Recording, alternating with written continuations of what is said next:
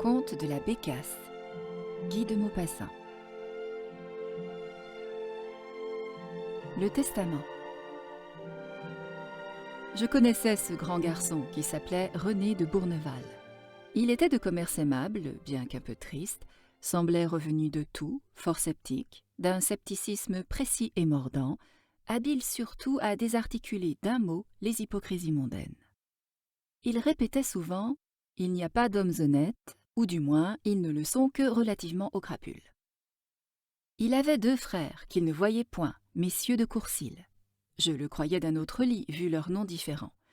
On m'avait dit à plusieurs reprises qu'une histoire étrange s'était passée en cette famille, mais sans donner aucun détail.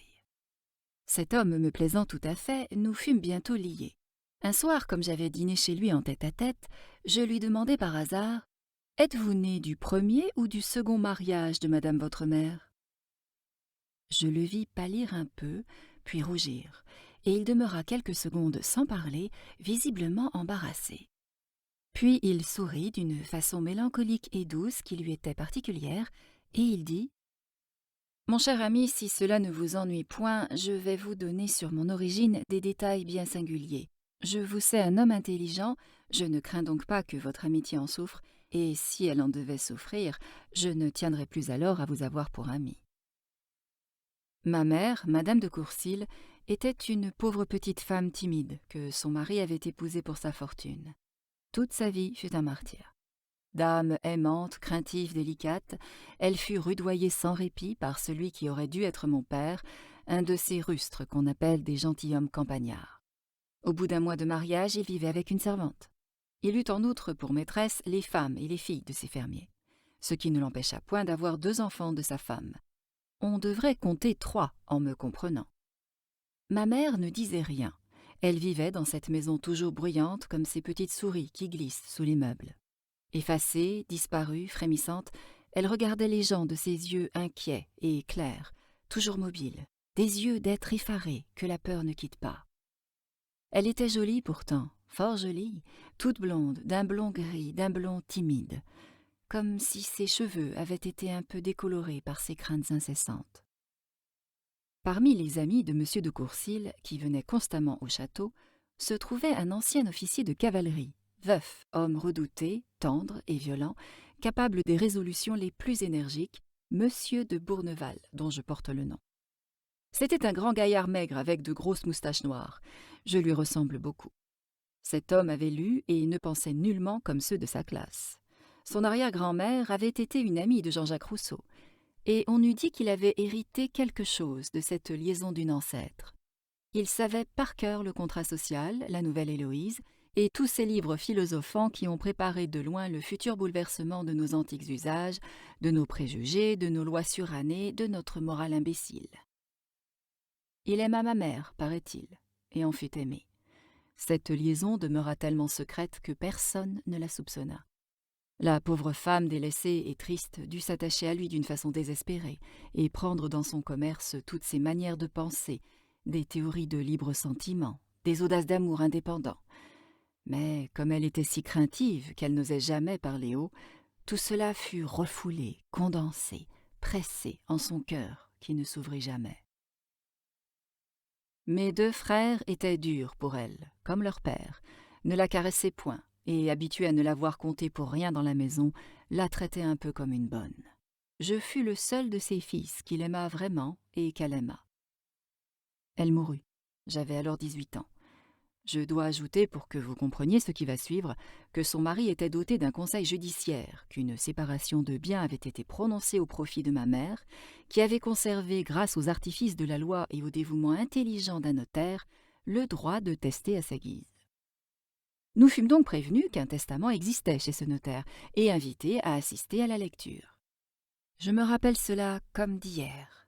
Ce fut une scène grandiose, dramatique, burlesque, surprenante, amenée par la révolte posthume de cette morte, par ce cri de liberté, cette revendication du fond de la tombe de cette martyre écrasée par nos mœurs durant sa vie, et qui jetait de son cercueil clos un appel désespéré vers l'indépendance. Celui qui se croyait mon père, un gros homme sanguin éveillant l'idée d'un boucher, et mes frères, 2 forts garçons de 20 et de 22 ans, attendaient tranquilles sur leur siège. Monsieur de Bourneval, invité à se présenter, entra et se plaça derrière moi.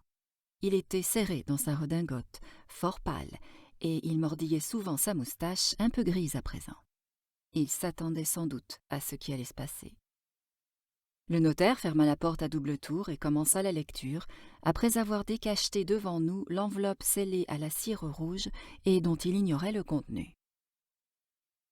Brusquement, mon ami se tut, se leva, puis il alla prendre dans son secrétaire un vieux papier, le déplia, le baisa longuement, et il reprit.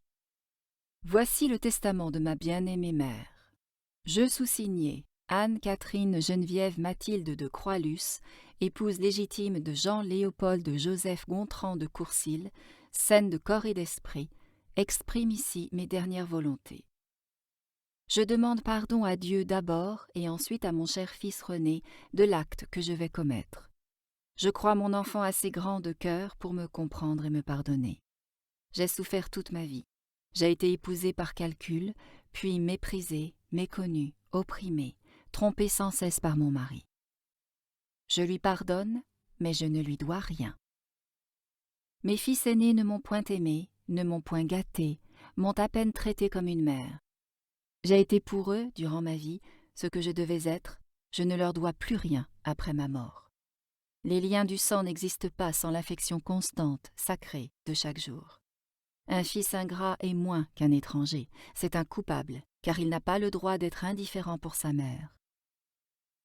J'ai toujours tremblé devant les hommes, devant leurs lois iniques, leurs coutumes inhumaines, leurs préjugés infâmes. Devant Dieu, je ne crains plus. Morte, je rejette de moi la honteuse hypocrisie. J'ose dire ma pensée, avouer et signer le secret de mon cœur. Donc, je laisse en dépôt toute la partie de ma fortune dont la loi me permet de disposer à mon amant bien-aimé, Pierre Germé Simon de Bourneval, pour revenir ensuite à notre cher fils René. Cette volonté est formulée en outre d'une façon plus précise dans un acte notarié. Et devant le juge suprême qui m'entend, je déclare que j'aurais maudit le ciel et l'existence si je n'avais rencontré l'affection profonde, dévouée, tendre, inébranlable de mon amant, si je n'avais compris dans ses bras que le Créateur a fait les êtres pour s'aimer, se soutenir, se consoler et pleurer ensemble dans les heures d'amertume. Mes 2 fils aînés ont pour père Monsieur de Courcils. René seul doit la vie à Monsieur de Bourneval.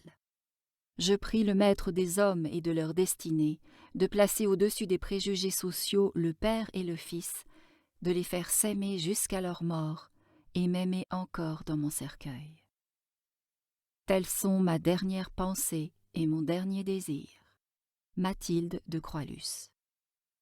Monsieur de Courcils s'était levé. Il cria « C'est là le testament d'une folle ». Alors Monsieur de Bourneval fit un pas et déclara d'une voix forte, d'une voix tranchante « Moi, Simon de Bourneval, je déclare que cet écrit ne renferme que la stricte vérité.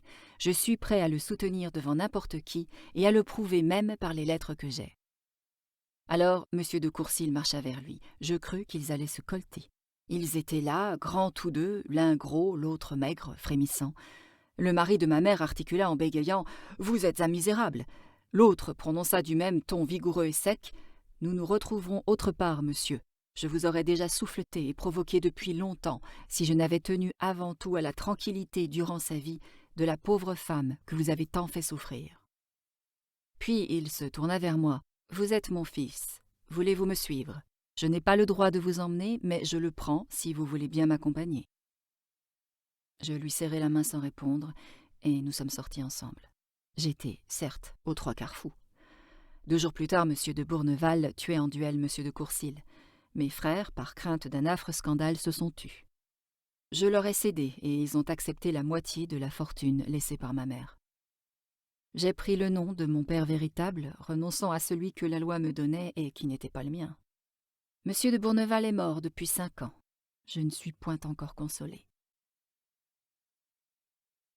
Il se leva, fit quelques pas, et se plaçant en face de moi, « Eh bien, je dis que le testament de ma mère est une des choses les plus belles, les plus loyales, les plus grandes qu'une femme puisse accomplir.